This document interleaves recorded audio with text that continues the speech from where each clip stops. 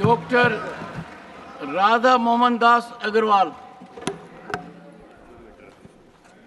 माननीय सभापति महोदय, मैं माननीय राष्ट्रीय अध्यक्ष और नेता सदन जेपी नड्डा जी का आभारी हूं, जिन्होंने मुझे पार्टी की ओर से विचार रखने का अनुमति दिया। महोदय, हम लोग जब किसी विषय पर बोलना शुरू करते हैं वित्त के बारे में, तो हमारे सामने दो बिंब होते हैं।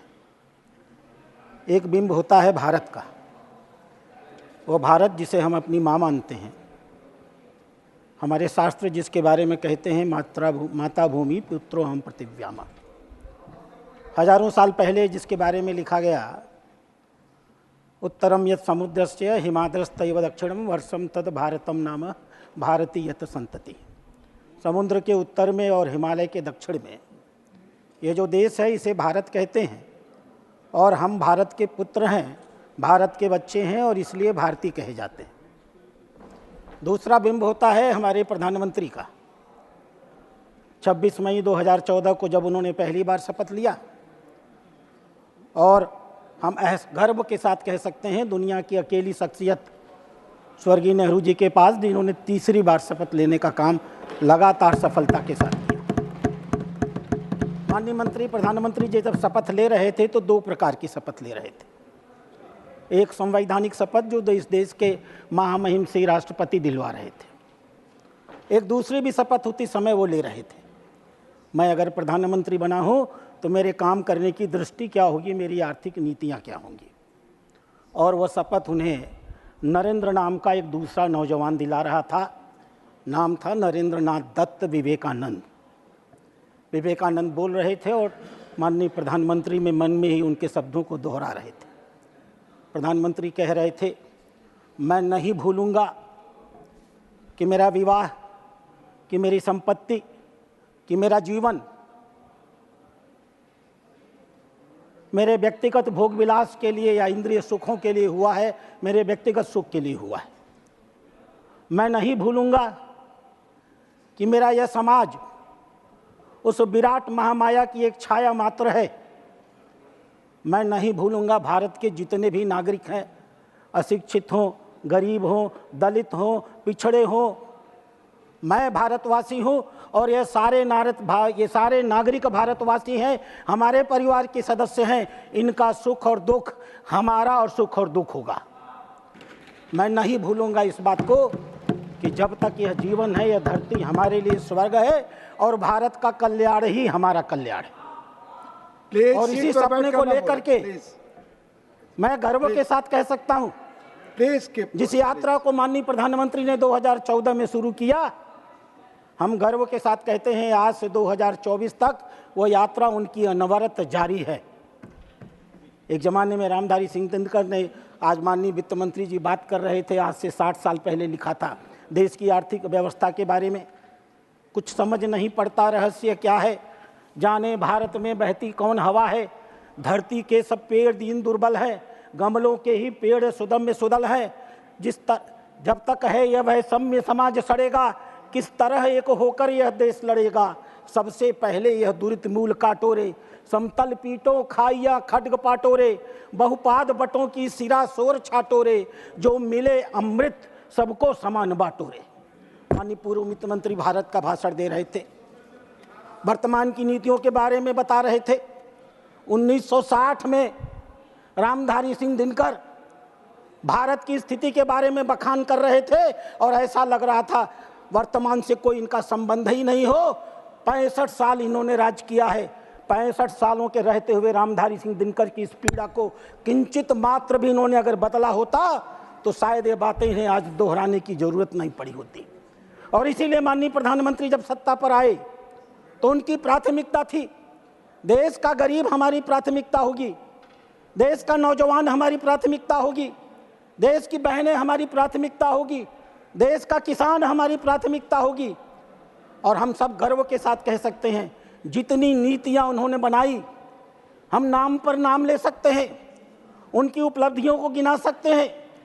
पहली बार जब वो जनधन योजना लेकर के आए थे, आप तो नहीं ला पाए 65 सालों में, आप तो इस बात की चिंता नहीं कर पाए कि इस देश में 53% ऐसे लोग हैं जिन्होंने बैंक का मुंह तक नहीं देखा था। आभारी होना चाहिए इस देश को, हमारे प्रधानमंत्री का, जिन्होंने इस बात को तय किया कि भारत का एक भी नागरिक जिसके पास एक पैसा नहीं होगा, हम उसे बैंक तक पहुंचाएंगे, बिना ब्याज के पहुंचाएंगे, जीरो बैलेंस पर अकाउंट खोलेंगे, उसके अकाउंट में 5,000 रुपया डालेंगे, उसे बचत करने की कला सिखाएंगे, उस देश के विकास में उसकी हिस्सेदारी करेंगे। पीछे बैठकर 65 सालों में चंद्रशेखर आपने अपने देश की नागरिकों को मजबूर किया, बहनों को गांवों के अंधेरे में शौचालय में जाने के लिए, अपनी इज्जत को बचाने के लिए, विभिन्न प्रकार की समस्याओं का सामना करने के लिए आप इस मंच पर खड़े होकर आज भाषण देते हो। महिलाओं की जो बेइज्जती आपने 65 साल में इस देश में की है, भारत सन के साथ डूबेगा। आपको एहसान होना चाहिए माननीय प्रधानमंत्री का, जिन्होंने इस देश में स्वच्छ भारत योजना प्रारंभ की। और आज हम गर्व के साथ कह सकते हैं, भारत का कोई भी महिला, भारत की कोई भी बच्चा, कोई भी बूढ़ा आज अपने घर से निकल करके रात के अंधेरे में सड़कों पर जाने के लिए, शौचालय के लिए बाध्य नहीं हो सकता। आपको शर्म आनी चाहिए। 65 साल आप सत्ता में रहे, 3,70,00,000 सिर्फ ऐसे घर थे जिनके घर आप पीने का पानी पहुंचा सके।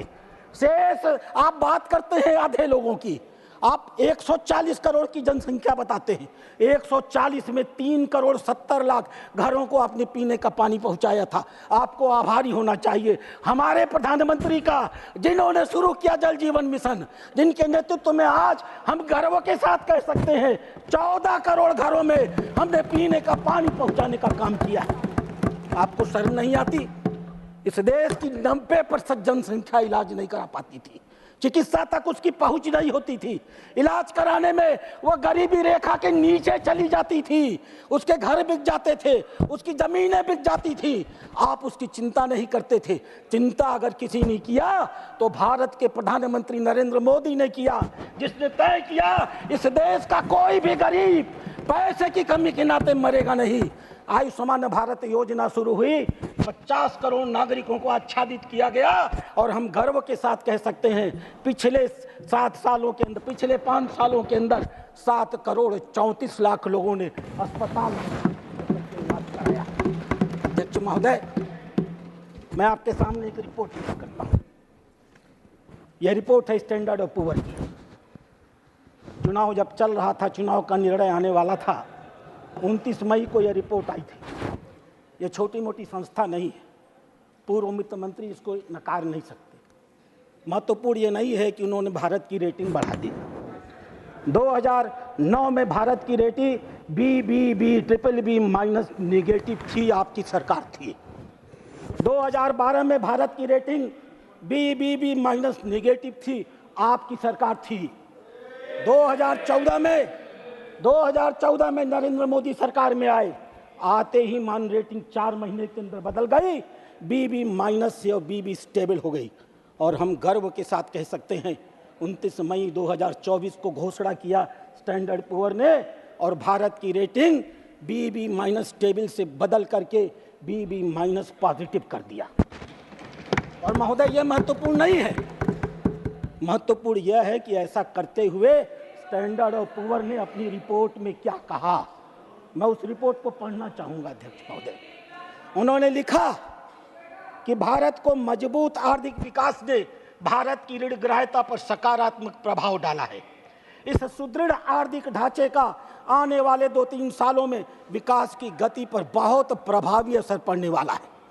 उन्होंने लिखा, सरकार ने अपने खर्चे के स्वरूप और उसके वितरण को पूरी तरह से बदल दिया है और बढ़ता हुआ हिस्सा अवस्थापना विकास पर खर्च किया जा रहा है। आने वाले समय में यह भारत की जड़ता को समाप्त कर देगा और भारत को विकास की बहुत ऊंचाइयों पर लेकर के जाएगा। उन्होंने लिखा, लगातार नीतिगत स्थायित्व से, गहराते हुए आर्थिक सुधारों से और उच्च दर के अवस्थापना सुविधाओं के निवेश से भारत लंबे समय तक विकास की संभावनाओं को बनाते रहेगा। भारत की अर्थव्यवस्था, पहला तमाचा जो आपके ऊपर है, जो आरोप हम लोगों के ऊपर आप लगाते हैं, उस कंपनी ने लिखा, भारत की अर्थव्यवस्था ने कोविड की आपदा के बाद बहुत प्रभावशाली ढंग से वापसी की है। पिछले 3 सालों में भारत के वास्तविक आर्थिक विकास की दर और सकल घरेलू उत्पादन का क्षेत्र में सर्वाधिक 8.1% की औसत से वृद्धि हुआ है। भारत एशिया पैसिफिक क्षेत्र में सीट पर बैठकर बात ना करें। सर्वाधिक विकासशील है अपनी और सीटों हमें पर जाओ, विश्वास है कि आने वाले 3 सालों में यह विकास की दिशा और गति बनी रहेगी। भारत 7% के दर से विकास करता रहेगा और भारत के सकल घरेलू उत्पादन और ऋण के अनुपात में इसका प्रभावी प्रभाव पड़ेगा। अध्यक्ष महोदय, दूसरा तमाचा इनकी गाल पर मारा है स्टैंडर्ड और पुअर ने और लिखा, यह उनके शब्द हैं, वर्ष 2024-25 में मोदी सरकार ने अवस्थापना के विकास में 11,000 करोड़ रुपए खर्च किए हैं, अर्थात जीडीपी का 3.4%। और अगला वाक्य जो उन्होंने लिखा, हम नहीं कह रहे, भारतीय जनता पार्टी के लोग नहीं कह रहे, हमारे अर्थशास्त्री नहीं कह रहे, स्टैंडर्ड और पुअर ने लिखा, आज से 10 साल पहले, किसकी सरकार थी ध्यान दीजिएगा, आज से 10 साल पहले खर्च से यह 4.5 गुना अधिक है और भारत इमर्जिंग और डेवलपिंग इकोनॉमी का बेस्ट परफॉर्मिंग स्टेट है। अगली टिप्पणी क्या थी उनकी, आप ईपीएफओ को नहीं मानते, आपको एक निजी संस्था सीएमआई की रिपोर्ट समझ में आती है। आश्चर्य होता है, आप भारत के आईबीआई को वित्त मंत्री रहे हैं 60 साल, यहाँ बैठ करके इन्होंने शासन किया होगा, आरबीआई को नकारते हैं, उसी आरबीआई के सहारे ये वित्त मंत्री बने रहे होंगे। आज इतनी अनैतिकता है कि उसी आरबीआई के आधार पर इन्होंने ही गवर्नर बनाए होंगे, आज उसी आरबीआई की रिपोर्ट को चुनौती दे रहे हैं। आरबीआई और ईपीएफओ रोजगार की बात करते हैं, 2017 के पहले यह सरकार रोजगार की गणना ही नहीं कराती थी। बैठे हैं, हिम्मत होगी तो खुली जवाब देंगे। 5 साल में एक बार रोजगार की गणना होती थी, क्वार्टरली रिपोर्ट लाई जाती थी। आज हम गर्व कर सकते हैं 2017 के बाद भारत के प्रधानमंत्री ने तय किया हर 3 महीने में भारत के रोजगार की गणना की जाएगी। ईपीएफओ के आंकड़े को आप निकालिएगा, स्टैंडर्ड और पुअर, दुनिया की सारी संस्थाएं ये सीएमई के फर्जी आंकड़ों को नहीं मानती, ईपीएफओ के ही आंकड़े को मानती हैं। और ईपीएफओ के आंकड़े को कोट करते हुए उन्होंने लिखा, ईपीएफओ के आंकड़े से पता चलता है कि भारत में, ध्यान से सुनिएगा, ईपीएफओ के आंकड़े से पता चलता है मजदूरों में शक्ति बढ़ी है, फॉर्मल रोजगार में 11.4% की वृद्धि हुई है। स्वाभाविक रूप से आने वाले समय में भारत की मांग बढ़ने वाली है। और चौथी टिप्पणी, जीएसटी लाने वाले यही थे, लागू नहीं कर पाए, हमने लागू कर दिया। आज जीएसटी को विकास विरोधी बताते हैं। क्या कहा स्टैंडर्ड पुअर ने? जीएसटी की आलोचना करने वालों को सही जवाब दिया। भारत ने 2017 में जीएसटी इंप्लीमेंट किया और तब से इसका मीठा फल खा रहा है। 2024 में 11.7% की वृद्धि से 20 लाख करोड़ रुपया जीएसटी इकट्ठा हुआ है और ये राजस्व बढ़ता रहेगा और भारत का विकास बढ़ता रहेगा। अभी टिप्पणी कर रहे थे पीएलआई स्कीम पर माननीय पूर्व वित्त मंत्री महोदय, स्टैंडर्ड और पुअर ने पीएलआई का उल्लेख किया है, प्रोडक्टिव लिंक इंसेंटिव का। पीएलआई, उन्होंने लिखा, पीएलआई स्कीम ने भारत में इलेक्ट्रॉनिक इंफॉर्मेशन टेक्नोलॉजी, ऑटोमोबाइल और उसके कंपोनेंट पर बहुत अधिक धन आवंटित किया है। इससे भारत के उत्पादन सेक्टर में विदेशी निवेश बढ़ा है और बहुत सी विदेशी फर्में भारत की ओर आकर्षित हुई हैं। और उन्होंने लिखा, आपदा के काल में भारत की आप चिंता कर रहे थे ना फिस्कल डेफिसिट की, 2012-13 में जब आपने सरकार छोड़ी थी वित्त मंत्री, तो भारत का फिस्कल डेफिसिट 10.5% था। आपको बहुत आंकड़े याद होते हैं ना, तो याद करिएगा 12 से 13 में भारत का एफडी 10.5, भारत का फिस्कल डेफिसिट 10.5% था। होगा तो आप खड़े होकर चुनौती दीजिएगा। उन्होंने लिखा, भारत की फिस्कल डेफिसिट आपदा के काल में 9 से 13% थी, 2024 में 5 से 5.7% हुई, 2025 में 5.1% हुई, 2028 तक ये 4.5% होगी और लगता है 2028 में यह घाटा घट करके 4.2% हो जाएगा। एक संस्था अध्यक्ष महोदय दूसरी इनकी बड़ी प्रिय है। जब इनकी सरकार थी 1991 में, उसी सरकार के उसी सत्ता के दबाव में इन्होंने क्या क्या पाप किए थे, इतिहास इसका गवाह है। भारत के इतिहास का वो सबसे काला दिन था अध्यक्ष महोदय, हमें से किसी भी नागरिक को नहीं भूलना चाहिए। कांग्रेस की सरकार थी, एक सरकार इन्होंने चंद्रशेखर जी के साथ चलाई, जैसे इनकी आदत है 4 महीने बाद उसको धोखा दे दिया। दूसरी सरकार इन्होंने नरसिम्हा राव की चलाई, जैसी इनकी आदत है बेचारे नरसिम्हा राव मरे, उनकी शव यात्रा निकली, कांग्रेस के कार्यालय के गेट पर आधे घंटे तक खड़ी रही। इन लोगों ने अपने प्रधानमंत्री की लाश को अपने कार्यालय के अंदर नहीं घुसने दिया। इतिहास के पन्ने गवाह है, जवाब देना पड़ेगा। अध्यक्ष महोदय, IMF मॉनिटरी फंड की रिपोर्टिंग है ये। IMF ने भारत की मजबूत आर्थिक उपस्थिति की प्रशंसा किया।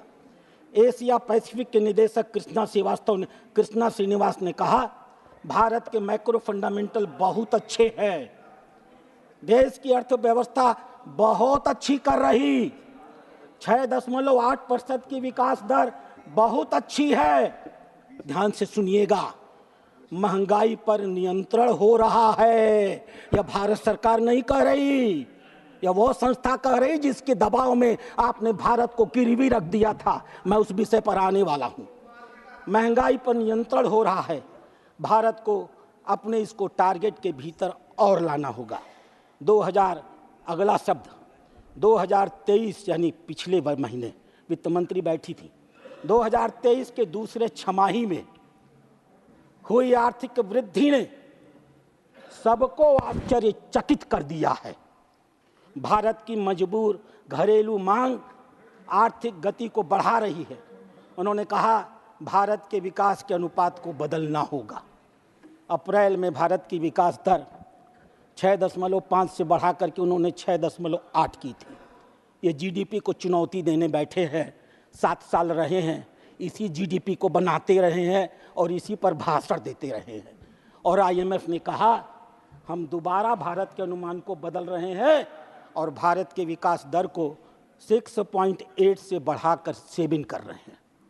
और सभापति महोदय, उपसभापति महोदय, उन्होंने सिर्फ भारत का ही विकास नहीं बताया, उन्होंने पूरी दुनिया के विकास का खाका खींच दिया। अमेरिका की विकास दर 2.7%, जर्मनी की विकास दर 0.2%, फ्रांस की विकास दर 0.7%, इटली की विकास दर 0.7%, स्पेन की विकास दर 1.9%, UK की विकास दर 10.5%, जापान की विकास दर 10.9%, रूस की विकास दर 3.2%, ब्राजील की विकास दर 2.2%, मैक्सिको की विकास दर 2.4%, साउथ अफ्रीका की विकास दर 10.9%। और हम गर्व के साथ कह सकते हैं, भारत की विकास दर 7% का आंकड़ा IMF की संस्था ने दिया है अध्यक्ष महोदय। और कौन है ये IMF? प्रमोद जी, 2091 में आप ही की सरकार थी, 3 हफ्ते का फॉरेन रिजर्व आपके पास नहीं था, 3 हफ्ते का पैसा नहीं था आपके पास। मूडी ने आपको डाउनग्रेड कर दिया था, IMF ने आपको लोन देने से मना कर दिया था, वर्ल्ड बैंक ने आपका पैसा रोक लिया था, आपके पास पूरी की पूरी व्यवस्था फेल कर रही थी। आप मजबूर हुए, आपने 2 बार 1 जुलाई और 3 जुलाई को भारत की मुद्रा का अवमूल्यन किया और सबसे घटिया काम किया, सोना गिरवी रखा तो रखा। अगर आपका दिल साफ था तो खुलेआम सामने रखते। चोरी से सोना गिरवी रखने का काम दुनिया की किसी सरकार ने किया तो भारत सरकार ने किया। और भारत का 67 टन सोना इन लोगों ने 2 बार, एक बार 20 टन सोना, एक बार 43 टन सोना, मेरे को कोई असर नहीं पड़ता। बैठो नहीं चिल्लाते रह जाओगे। Please, एक आप बार address 20 टन सोना और एक बार 67 किलो सोना इन लोगों ने गिरवी रखा, रात के अंधेरे में रखा।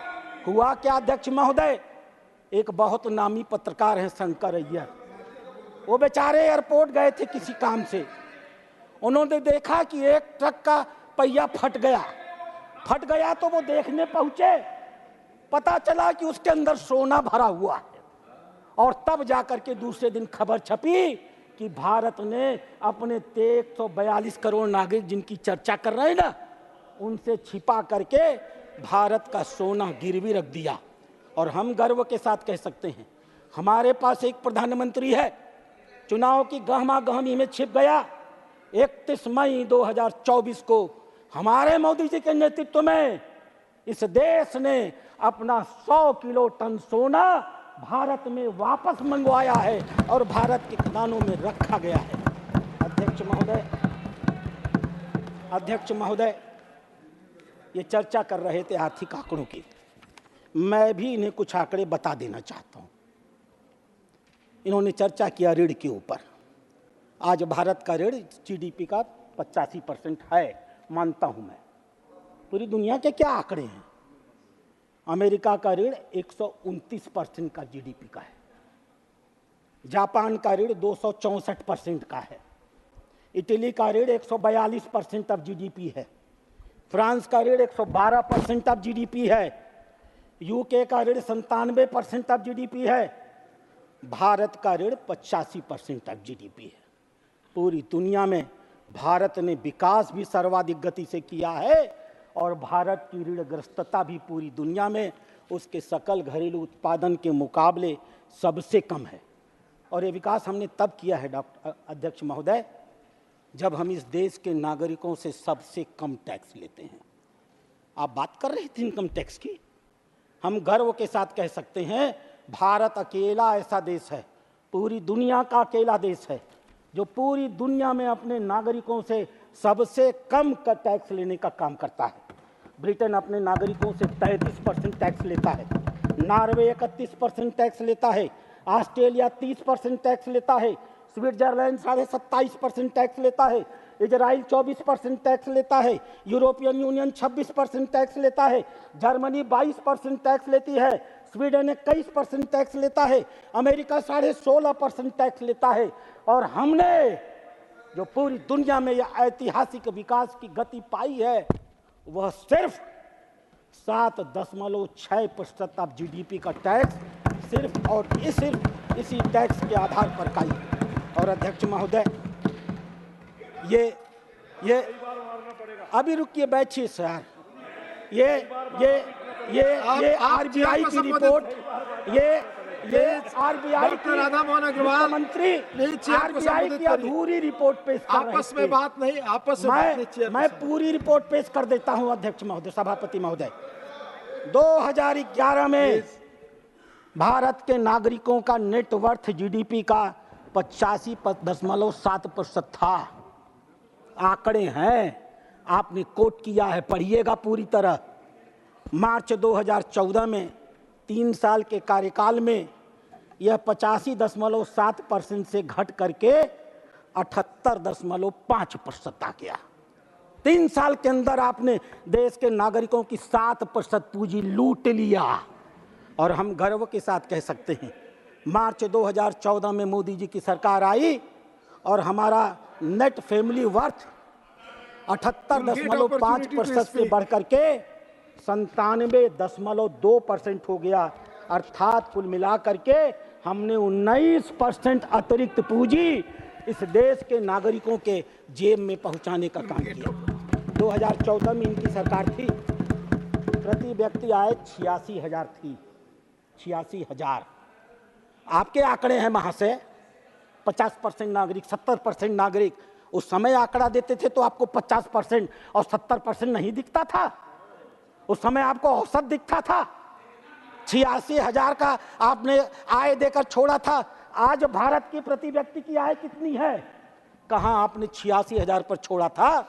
और हम गर्व के साथ कह सकते हैं आज भारत का आम नागरिक 2,12,000 रुपया कमाता है। 2,12,000 12,000 रुपये इस देश के प्रति व्यक्ति की आय है। और ये बात कर रहे थे गरीबों की, यह बात कर रहे थे देश की आर्थिक व्यवस्था की, यह बात कर रहे थे कि लोगों के पास धन नहीं है इस बात का कि वो बेचारे खर्च कर सकें। मैं सिर्फ एक आंकड़ा आपके संज्ञान में लाना चाहूँगा अध्यक्ष महोदय। आरबीआई को माने या न माने, सरकार तो वो उसी से चलाते थे। आरबीआई देश के पास कितना पैसा है, कितना पैसा खर्च करती है, नागरिकों को अपने विकास का अंदाज कैसे लगता है, उनके पास पैसा नहीं है तो वो काम कैसे करते हैं, इसलिए वो हाई फ्रीक्वेंसी इंडिकेटर्स निकालते हैं। ये वही आंकड़े हैं जो अपनी सरकार में रहते समय ये भाषण दिया करते रहे होंगे। मैं इन्हें इनके चेहरे पर दिखा देता हूँ। ग्रामीण एरिया में टू व्हीलर्स का सेल 21.3% बढ़ गया। कैसे बढ़ गया? बिना पैसे के। थ्री व्हीलर्स का सेल 12.3% बढ़ गया। आपने जेब में पैसा डाला था। ट्रैक्टर का सेल 3.7% बढ़ गया। आदमी के पास पैसा नहीं था तो वो ट्रैक्टर खरीद रहा था। टोल कलेक्शन 37.5% बढ़ा है पिछले एक साल में, 37.5%। ये गाड़ियां बिना पेट्रोल के चलती हैं, बिना डीजल के चलती हैं क्या? बिना आवश्यक आप बताते हैं कि हमने 5 लाख कितना किलोमीटर बताया आपने? 500,000 इन 1 month। By God, he only can move, nobody else can move, nobody else can move, he only can move. मैं तो आश्चर्यचकित हूँ अध्यक्ष महोदय। टोल कलेक्शन 37% बढ़ गया। पैसेंजर व्हीकल का सेल 4.9% बढ़ गया। डोमेस्टिक एयर ट्रैफिक 6.6% बढ़ गई। डोमेस्टिक एयर कार्गो ट्रैफिक 6.7% बढ़ गई। इंटरनेशनल पैसेंजर्स 13.2% बढ़ गए। रेलवे फ्लाइट ट्रैफिक 10.1% बढ़ गई। होटल ऑक्यूपेंसी 60% बढ़ गई। सीमेंट का प्रोडक्शन 10.6% बढ़ गया। मकान नहीं बन रहे थे, निर्माण नहीं हो रहा था, तो सीमेंट क्या कर रहे थे महाराज? कभी तो इन आंकड़ों को देखने की कोशिश करिए। स्टील का प्रोडक्शन 19.1% बढ़ गया। ऑटोमोबाइल का सेल 18.2% बढ़ गया।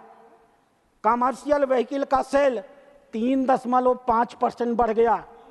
जीएसटी का ई-वे बिल 16.3% बढ़ गया। जीएसटी का कलेक्शन 11.4 बढ़ गया। और अध्यक्ष महोदय, नागरिकों के पास पैसा नहीं था। मकान की खरीद नागरिकों के बीच में 33% बढ़ गई। 33% अधिक लोगों ने इस साल मकान अतिरिक्त खरीदे हैं। ये कहते हैं कि देश में पैसा नहीं है। आप देख नहीं पाते, देखना नहीं चाहते। जॉन्डिस्ड आई हैं आपके। ठीक है, ठीक है अध्यक्ष महोदय। इनका एक दूसरा आर्थिक आंकड़ा आता है, वो बहुत जरूरी है जानना। उस आंकड़े को कहते हैं परचेजिंग मैनेजर इंडेक्स। इस पारी इन्होंने अपने भाषण में नहीं कहा। पिछली बार जब ये खड़े हुए थे तो परचेजिंग मैनेजर इंडेक्स की बात कर रहे थे। इनका जवाब देते समय मैंने कहा था कि आप झूठ बोल रहे हैं, आपने गलत आंकड़े प्रस्तुत किए हैं। आज मैं सही आंकड़ा प्रस्तुत कर देता हूं। संसदीय अध्यक्ष महोदय, हाँ सत्य कह लीजिए, भ्रम कह जो चाहे कह लीजिए। अध्यक्ष महोदय, परचेजिंग मैनेजर इंडेक्स मैन्युफैक्चरिंग क्षेत्र में, परचेजिंग मैनेजर इंडेक्स का मतलब होता है कि देश की विकास गति, समझ लीजिए नहीं तो फिर उल्टा बोलेंगे ये लोग, समझाना भी तो जरूरी है ना। इसका मतलब होता है कि आपके पास 1 मिनट समय है डॉक्टर अग्रवाल। अगर 50 से नीचे है इसका माने देश का विकास कम हो रहा है। अगर 50 से ऊपर है इसका मतलब देश का विकास बढ़ रहा है। माननीय नेता प्रतिपक्ष, 24 घंटा तो आप बोलते हैं, कभी हम लोगों को भी बोलने का मौका दे दीजिए। Purchasing manager index manufacturing, Australia का मूल्य है 47.2, जापान का मूल्य है 50, अमेरिका का मूल्य है 51, चीन का मूल्य है 51, यूके का मूल्य है 50, दुनिया का औसत है 50 और भारत का परचेजिंग मैनेजर इंडेक्स मैन्युफैक्चरिंग के क्षेत्र में 58.3% है। ये किस बात का द्योतक है? अध्यक्ष महोदय, ऐसे ही एक सर्विस के क्षेत्र में मैनेजर इंडेक्स निकाला जाता है। पिछले भाषण में इन्होंने उसको भी कोट आपका किया। समय खत्म हुआ, जो भी बोलेंगे जी पार्टी बैठे के हैं, मेरे टाइम से नेताजी जाएगा। बैठे हैं, जितना समय पार्टी देंगे की मैं आपके बोल टाइम से लूंगा। जाएगा। आदेश होते मान मैं बैठ जाऊंगा। ये भाजपा का समय है अध्यक्ष सभापति महोदय। एक सर्विस मैन्युफैक्चरिंग इंडेक्स होता है, इस बार इन्होंने नहीं बोला क्योंकि थोड़ा पढ़ लिख लिए होंगे, जान गए होंगे कि पिछली बार झूठ बोल दिया था।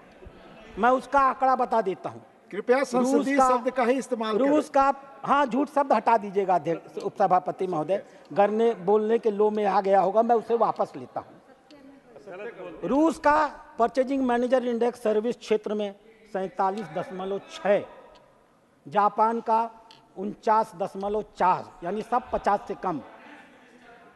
ऑस्ट्रेलिया का, तू जाके बलिया को बिहार के मुख्यमंत्री का बाटा झेला था वो उनके बेईमानन के, लालू यादव के और तेजस्वी के। तोरे जैसा पढ़ल लिखल आदमी केकर गुलामी करा था, समझे नहीं होता। व्यक्तिगत टिप्पणी नहीं जाएगी रिकॉर्ड में, प्लीज। ऑस्ट्रेलिया चेयर को देखकर बोले। ऑस्ट्रेलिया 51%, चीन 51%, यूके 52%, यूएसए 53%। अध्यक्ष महोदय, भारत का सर्विस क्षेत्र का पीएमआई 60.5% है, पूरी दुनिया में अकेला। एक तीसरा आंकड़ा भी है जिसके बारे में पिछली बार ये नहीं बोले थे, कंपोजिट मैनेजर इंडेक्स। जापान 49.7। अब सुन नहीं रहे ये लोग, सुन सब रहे हैं, ना सुनने का नाटक कर रहे हैं, सुन सब रहे हैं। एक कान इधर कर लिए, मुंह आप अपने समय से अधिक बोल रहे हैं, पार्टी का अधिक समय ले रहे हैं डॉक्टर साहब। 49.7, रूस 49.7, ऑस्ट्रेलिया 50%, यूके 52%, पूरी दुनिया का औसत 53% और भारत 60.9% का आंकड़ा। अध्यक्ष महोदय कुछ और बातें हैं। आप ऑलरेडी अपनी पार्टी जो पार्टी ने समय दिया था उससे आप अधिक बोल चुके हैं। अध्यक्ष महोदय, कॉन्क्लूड। दूसरा आर्थिक आंकड़ा निकलता है जिससे ये निकाला करते थे। इन्हें भी 7 साल वित्त मंत्री रहे हैं, हालांकि ये टुकड़े टुकड़े में रहे हैं ना। हमारी वित्त मंत्री तो लगातार हैं, एक कंटिन्यूटी है। ये बेचारे आते भगा दिए जाते थे, आते थे भगा दिए जाते थे, रह करके रहते थे, इसलिए अस्थायी तो नहीं आ पाता था इनका। हमारे वित्त मंत्री का अस्थायी तो है 7 साल का। प्रोफेशनल फोरकास्टर्स का असेसमेंट किया गया है, सारे के सारे आंकड़े तैयार हैं अध्यक्ष महोदय। रियल जीडीपी 6.8, आईएमएफ मांगेगा, स्टैंडर्ड एंड पुअर मानेगी, भारत सरकार मानेगी, वर्ल्ड बैंक मानेगी, भारत के लोग मानेंगे। नहीं मानेंगे तो यही बेचारे नहीं मानेंगे। Real private final consumption expenditure 6%, gross fix capital formation 8.6%, gross value added 6.6%। और अध्यक्ष महोदय, इनके कार्यकाल में सीएडी करंट अकाउंट डेफिसिट 4.5% था। हम गर्व के साथ कह सकते हैं हमारी वित्त मंत्री ने कल बजट प्रस्तुत किया और हमारा सीएडी 4.5% से घट करके 0.7% पर आ गया है।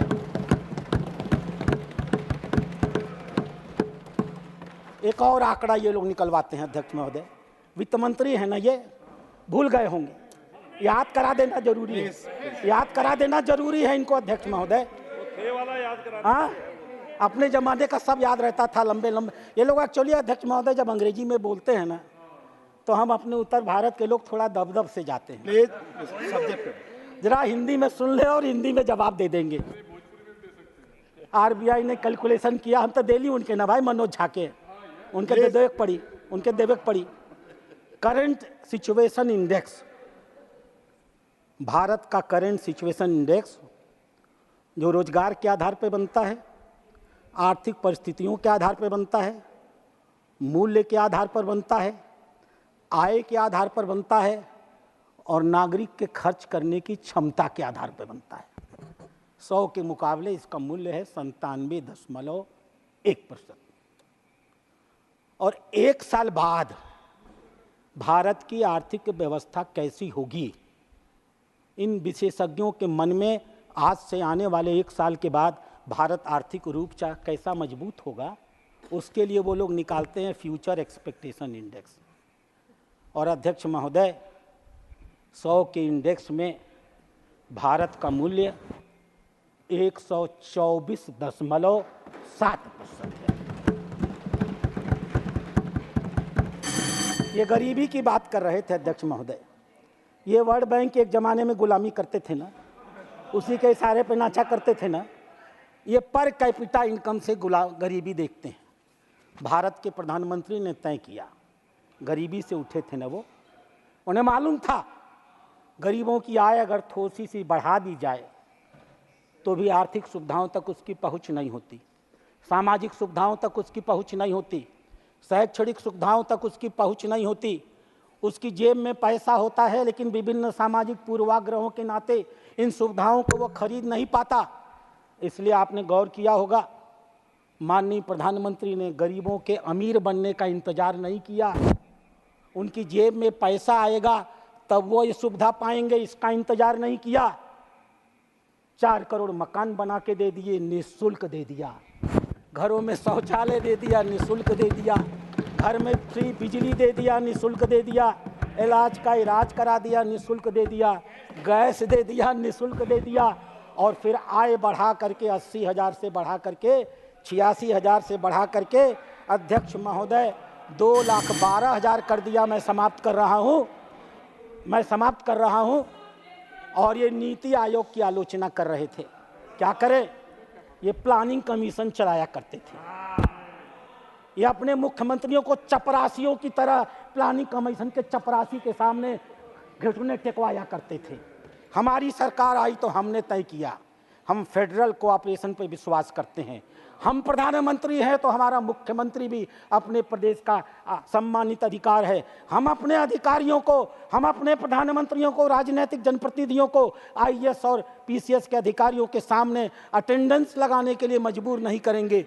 प्लानिंग कमीशन को समाप्त करके माननीय प्रधानमंत्री ने इस देश के हर मुख्यमंत्री के सम्मान की रक्षा की है।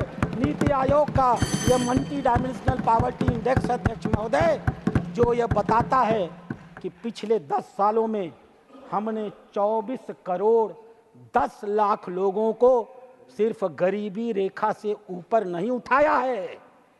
जीवन की जितनी ज़रूरतें होती हैं ना, आप लोग तो अमरस्टैन के बहुत बड़े भक्त हैं ना, क्योंकि वो भाजपा के विरोधी हैं।